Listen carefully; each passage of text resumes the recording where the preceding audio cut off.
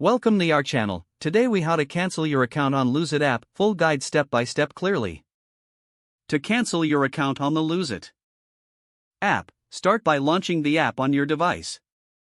Log in using your credentials if you aren't already logged in. Once you are on the home screen, locate and tap on the profile icon in the top corner. In the profile menu, scroll down until you find the settings option. Tap on settings to open the settings menu. Look for the account section within the settings. Select account to view your account details. Find the option that says cancel subscription and tap on it. Follow any on-screen prompts to confirm your cancellation. After confirming, check for a cancellation confirmation message. To ensure your account is fully canceled, log into the Lose It website. Check your account status in the subscription section. If you see that your subscription has been updated to a free account, the cancellation was successful. If you encounter any issues, consider reaching out to Lose It customer support for assistance. And that concludes the step-by-step guide on how to cancel your account on the Lose It app.